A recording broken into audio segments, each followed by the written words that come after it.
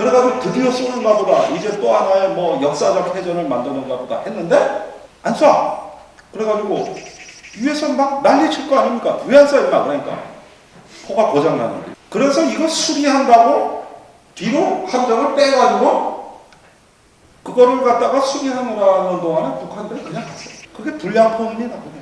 우리 유도탄 고속항하고 고속정이 그래요. 또 빨리 달리면 엔진이 꺼져. 그러니까 방산비리 수사를 안 했으면 좋겠어. 저렇게 하는 거죠. 그래서 그 한국군의 무능력이 평화를 지켜낸 거예요. 이건 진짜 여러 사람 죽는 일이에요. 그 사흘 뒤가 10월 10일 아닙니까? 이때 또 한 번 위기가 찾아. 대북 전단을 날린다고 그 자유북한운동연합인가 뭔가 이 민통선 마을에 그냥 잔뜩 몰려가가지고 풍선을 마구마구 날렸는데 이때 북한이 또 경고를 하거든. 날리면 타격하겠다. 날리면 이러겠다. 날렸어요. 풍선이 둥둥 떠가. 뭐 총소리 같기도 하고 천둥소리 같기도 하고 뭐가 소리가 좀 들렸어요. 확이다. 이러면 무조건 대응 사격하게 돼 있습니다. 이거 안 하면은 뭐가지예요. 지금은 전방은 다 그렇게 돼 있어요. 그리고 만일의 사태를 대비해서 대구 비행장에 한국 공군의 주력인 F-15K 전투기가 공대지 미사일을 달고 대기하고 있었다. 저쪽에서 쏜 걸 우리가 응사하잖아요. 그럼 저쪽에서 더 화력을 동원해 또 응사를 하면 그땐 전투기로 때리는 거예요. 그런데 뭔 소리는 들렸는데 대충 넘어갔어요. 그러니까 상황이 해제가 됐는데 잠시 후에 면사무소에서 신고가 들어왔어. 총탄 자국이 있고 탄피가 떨어져 있는 겁니다. 그러니까 고사총으로 우리 풍선을 쏘았는데 그것이 연천 면사무소에 떨어진 거예요. 그러면은 이런 게 날아오면은 잡는 레이더가 있거든요. 아서 레이더라고 스웨덴에서 수입한 미사일을 전방에 깔아놨다고. 이게 뭐냐? 그러니까 잠시 후에 그 레이더 부대에서 사실은 북한에서 날아온 겁니다. 그럼 이 아저씨가 네 혼자 왜 그거 알고 있었어? 그러니까 어떻게 그냥 하다 보니까 별거 아닌 거다. 이래가지고 그냥 난리가 나는데 3시간이 이미 지났거든. 그럼 어떻게 해야 되냐 이거. 야 북한 아무데나 몇 발 쏴. 이래 되고 이미 전투기 무장 해체하고 있는데 아무데나 몇 발 쏴. 이래가지고 북한 포진지가 있으면은 저 그 상공에다 그냥 몇 발 총 쏘고 만 거야. 그럼 북한도 뭔지 모르고 그냥 지나가는 거야. 정확히 원래는 응사하게 돼 있거든요. 그 쏜 지점 원점을 타격하게 돼 있거든요. 근데 말만 뭐 했지 못한 겁니다. 이런 한국군의 무능력이 작년에 2번 벌어질 충돌을 막아냈습니다. 방산비리해서 계속 돈 먹고 떨어지시든지. 그런데 이걸 또 수사해가지고 다 밝혀낸다 그러면 이것도 어떻게 되는 건지 이것도 또 변수가 아닌가. 이건 농담입니다. 그 긴장이 조성이 됐을 때 한반도는 항상 열점이 될 가능성이 높았다. 그런데 이거는 불변의 지정학. 그 한국전쟁 이래 지금까지 이어져 오는 불변의 지정학이라고 저는 생각합니다. 적어도 그 사실만큼은 변한 것이죠. 그러니까 노무현 대통령 때도 미중 사이가 안 좋을 때는 노 대통령이 제일 먼저 취한 것은 미중의 관계를 개선하는데 중재자 역할이 되고 싶었던 것이죠. 이게 한반도 평화를 지키는데 제일 중요하다고 생각합니다. 그래서 남북관계 개선하면서 미중 간에 싸우지 마십시오 해서 강대국에 가가지고 의견 조금 애처롭게 얘기하고 사정하기도 하고 이게 제일 중요한 안보 정책이라고 노무현 대통령은 믿었던 거고 그래서 동북아 균형론이 나온 겁니다. 양쪽에서 균형을 잡아주고 외교적으로 그걸 뒷받침해줘. 그러면서 한반도에서 싸우기 싫다. 싸우면 딴 데 가서 싸워. 이러는 것이죠.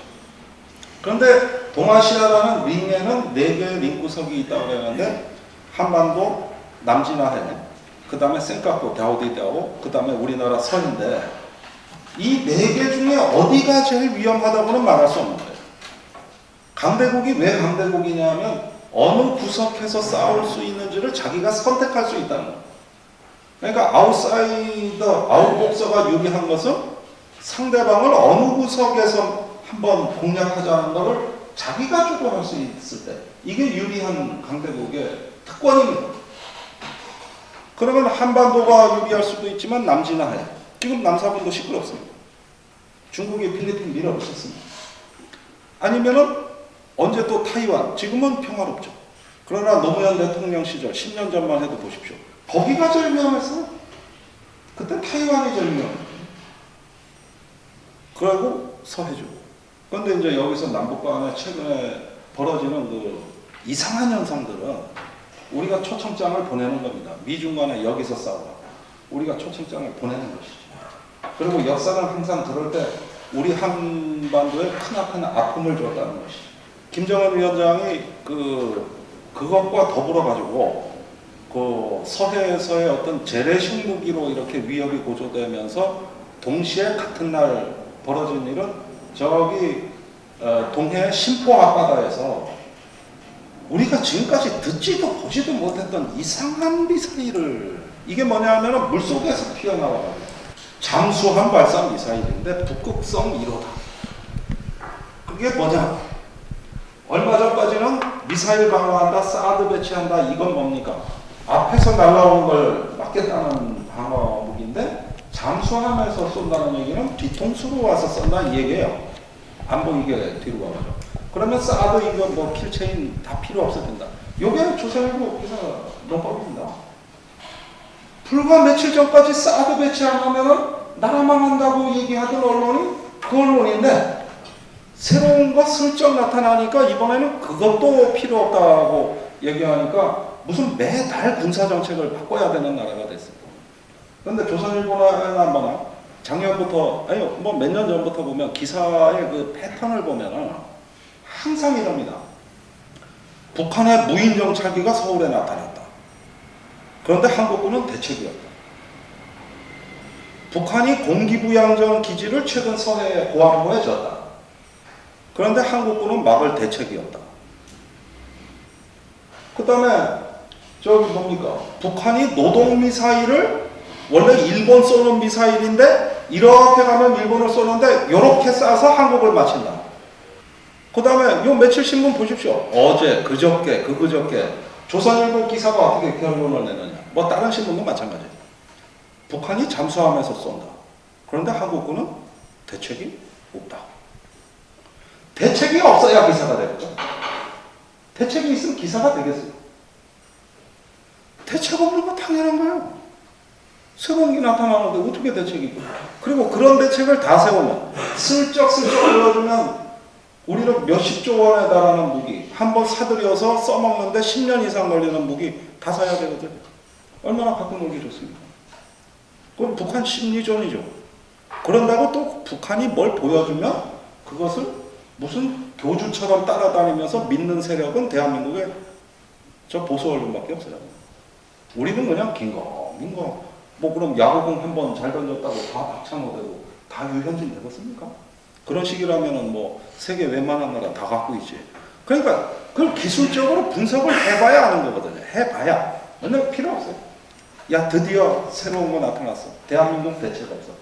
이런 식으로 공포영업을 하는 거죠. 공포영업. 보험업에서 공포영업이라는 용어를 씁니다.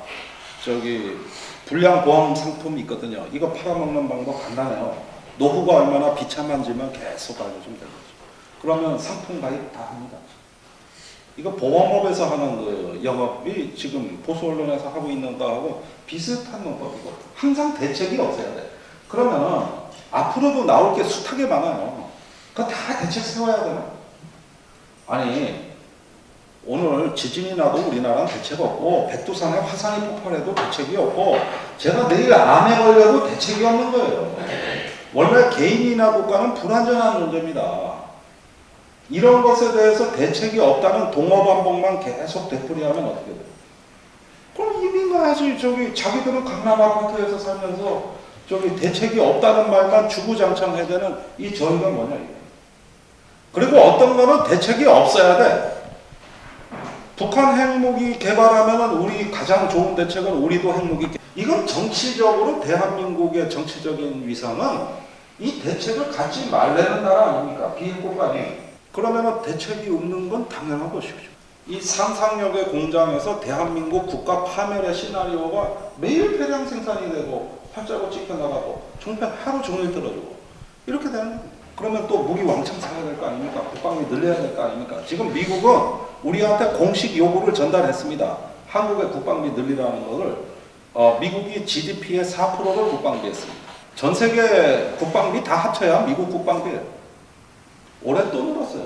1,000억 달러. 오바마가 확창 늘었어요. 6,000억 달러 쓴다. 600조 아닙니까? 600조.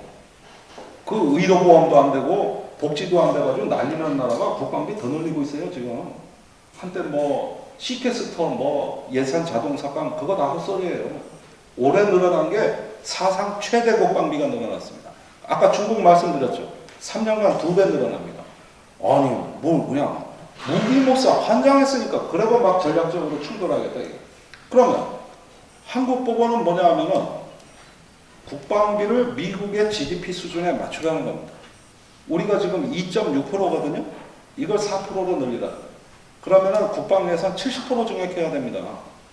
그러면은 지금 37조니까 여기다가 25조 원을 늘리면 합쳐서 62조 원을 쓰라는 거죠. 이 요구사항을 미국은 한 번도 걷어들인 적이 없어요. 한미 국방장관 회담 2시간 하면은 1시간은 돈 얘기입니다. 1조 원도 안 되는 돈으로 박근혜 대통령 지지율 10% 이상 까먹었어요. 그럼 그거 국방비 늘리면 그 돈 다 어디로 가겠어요? 미국으로 다시 가는 거죠. 무기 안 사고 배기. 저 북한에서 뭘 슬쩍슬쩍 보여주기만 하면은 미국은 왜 이렇게 좋아해 또? 그러면은 이런 이 현란한 몸놀림, 요즘 북한이 구사하는 개인기 보면 참 현란하잖아요. 무슨 한반도 북단에 우리가 여태까지 몰랐던 초강대국이 생겨났어요. 못하는 게 없어, 못하는 게. 뭐 중어뢰를 개발해서 천안함을 두동강을 낸다는가 하면은 이제는 해커 부대가 세계 2위 되는 거 아닙니까? 서울 불바다 만드는 거에다가 이제는 무인기 내려보낸다고 그러지, 잠수함 내려보낸다고 그러지. 아니 뭐 그냥 매일 새로운 게 자고 일어나면 뭐가 나타나니까 이거에 또 가장 신난 거는 조선일보 아닙니까?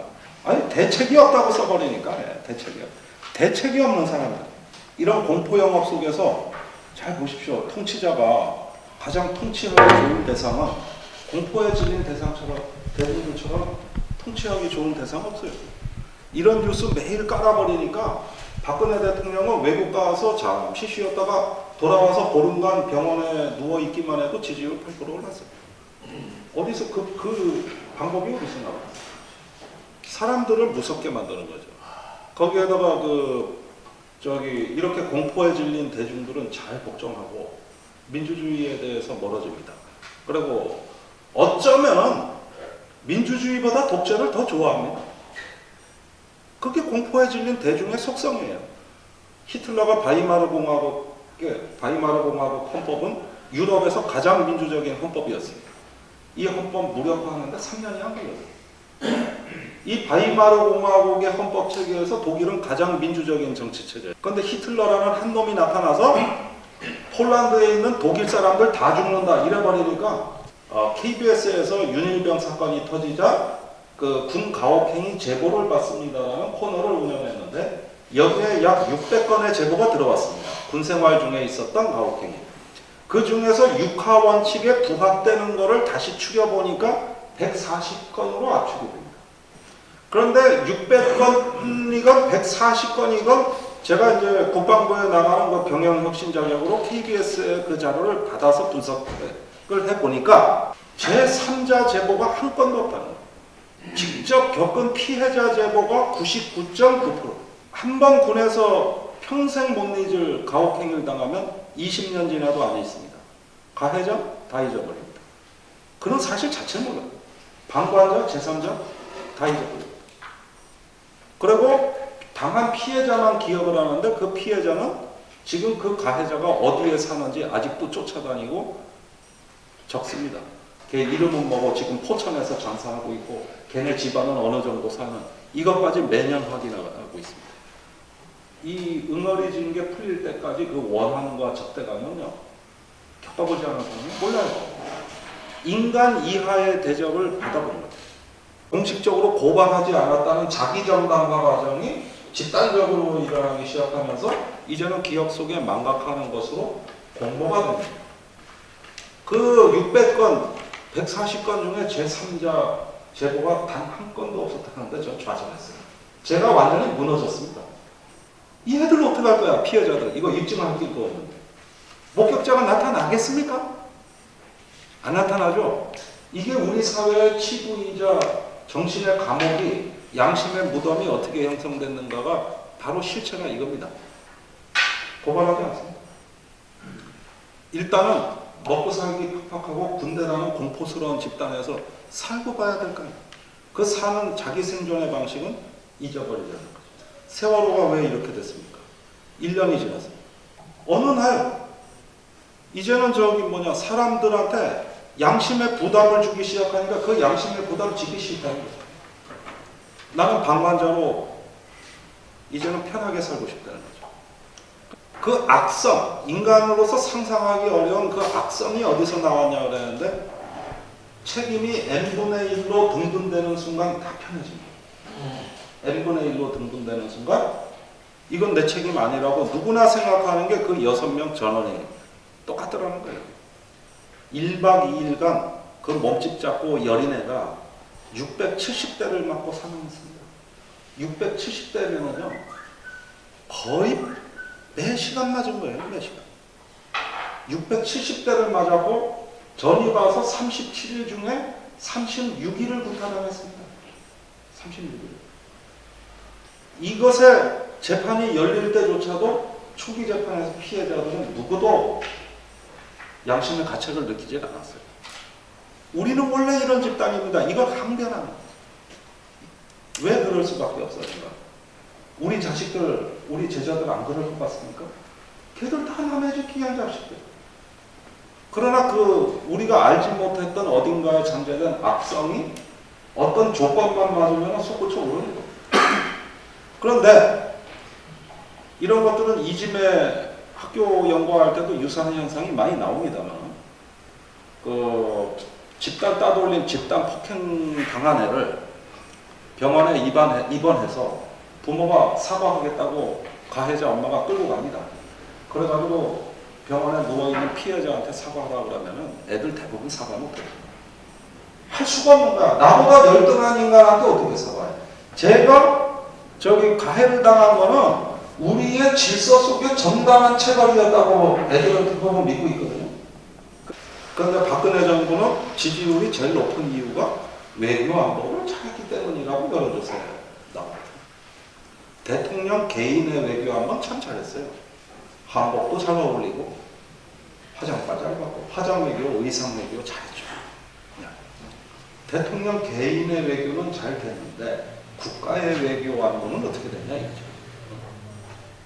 다 우리가 이런 것들을 편안하게 외교 안보를 관리해서 우리가 자긍심이 높아지고 공동체의 가치를 확장해서 더불어서 세계 시민으로 살아간다는 무언가 우리가 이제 플랫월드 평평한 세계로 나아가는 하나의 어떤 지평이 확대되고 이런 취지와 의미에서 외교 안보가 잘 됐다면 지금쯤이면 일본의 아베 총리가 한국에 사과 먼저 하고 다른 일을 했습니다.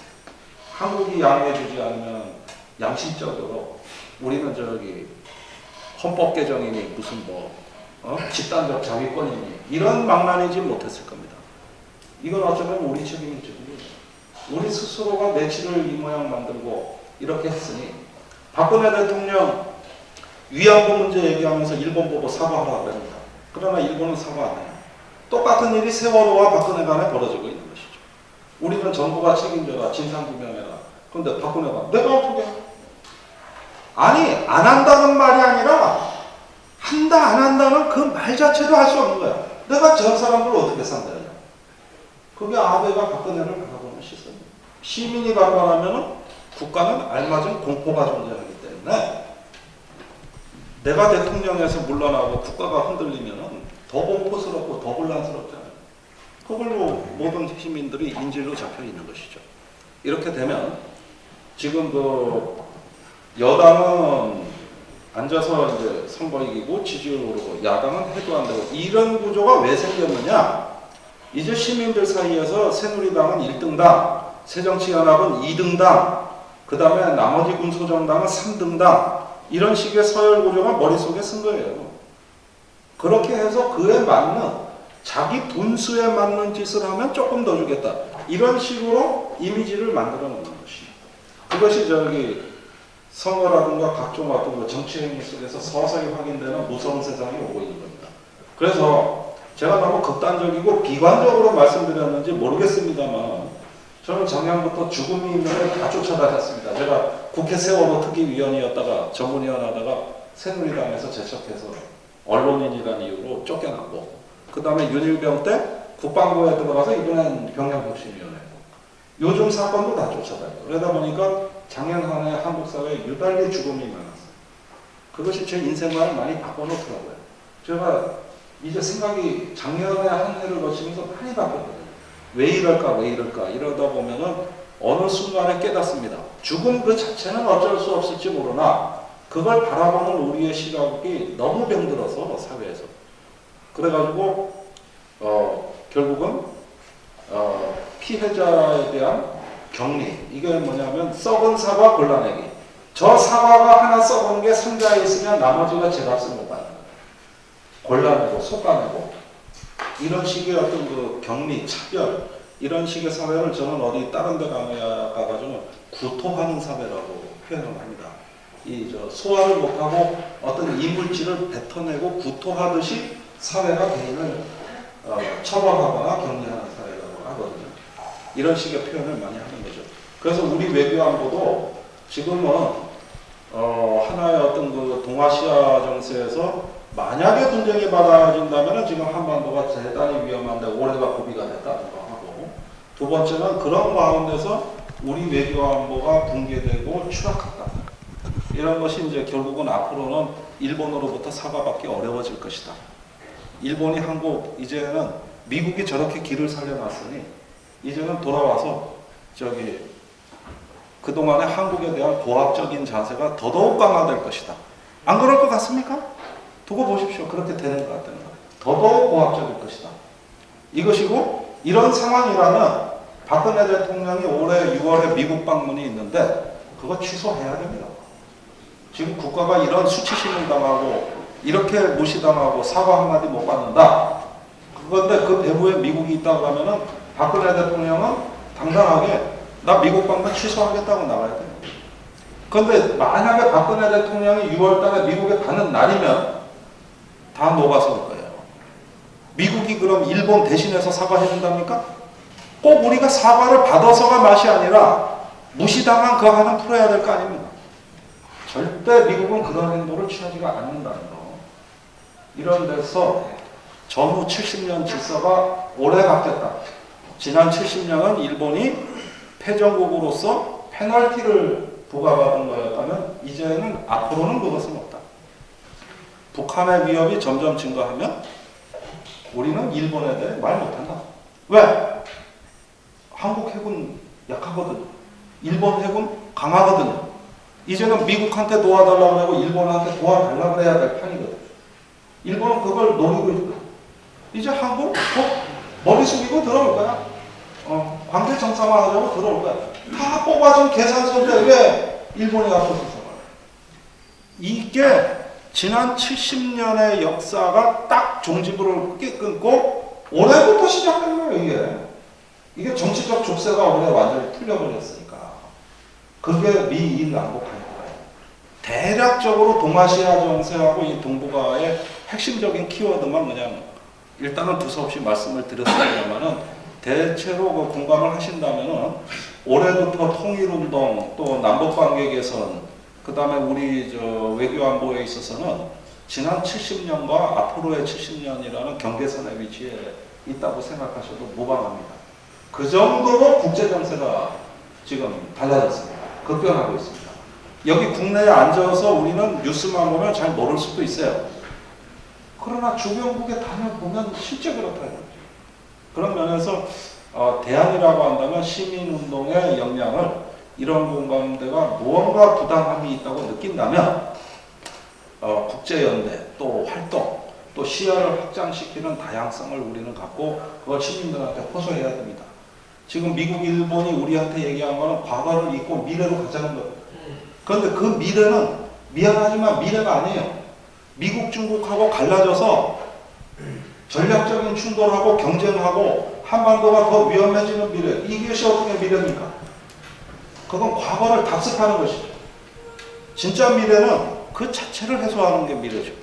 우리가 평화롭고 안전하고 공존하면서 그러면서 동아시아의 지역주의, 우리 아시아 공동체가 가는 게 원래 이게 미래입니다. 이건 탈냉전 이후에 국제정치학자들이 다 얘기했던 그것이 아니라 새로운 수직적 서열 구조 속에 한국이 하부에 부속품처럼 끼어들어가서 연명하고 눈치 보고 살자는 게 만약에 그것이 미래라고 한다면 우리는 박 대통령이 과감하게 미국 방문을 취소하면서 이제는 우리 한국의 어떤 그 빼앗긴 위신, 그 다음에 이제는 한반도 정세를 우리가 주도하지 않으면 또 강대국 정치가 된다고 하는 걸 국민들한테 설명하고 도와달라고 호소하셔야 된다.